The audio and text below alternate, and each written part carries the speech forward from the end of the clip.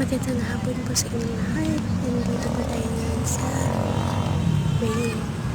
So, ito na yung itsura niya ngayon. Makikita niyo may sand na siya. Sa bandang Ninwe ito. Ayan. May mga santa nga dyan na dinagtag. Tapos nakakapaglaro na dyan. Gusto maligo, pwede rin naman.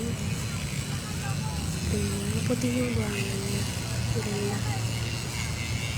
Maganda rito pag nanonood ka ng sunset. May mga bata rin dito na naglalaro. Mostly sa kanila mga makatira lang din sa malapit dito.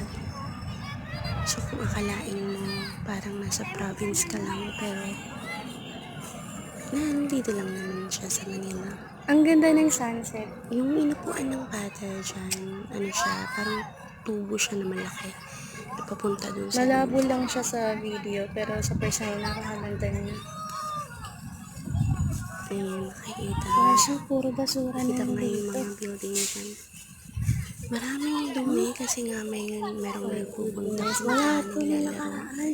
Ba't yun ang daming basura? Tapon din ng mga basura dyan.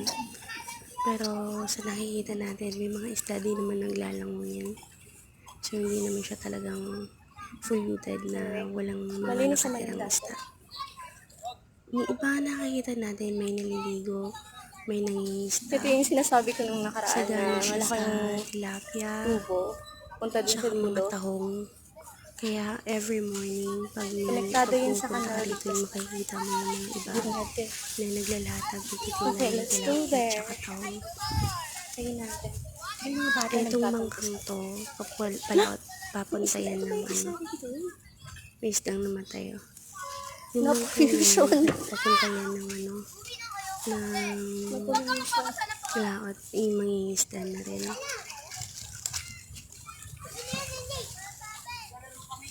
Most of the people here Tapos are yan, just living here. yung mga nakatambay dyan, yung mga nakatira dyan din malapit. Natutulog lang sila dyan sa May tabi. mga natutulog dito sa mga bato-bato. Kung titingnan mo, Sana naman natin nila. mabato siya, pero may mga natutulog dyan, naglalakad ng mga napaka-peaceful naman dyan, napaka-tahimik. Kaso nga lang, nahirap sila kung sila yung nag-CR. Siguro kahit saan naman siguro sila dyan. Yung na lang dito, patag sa ibabaw.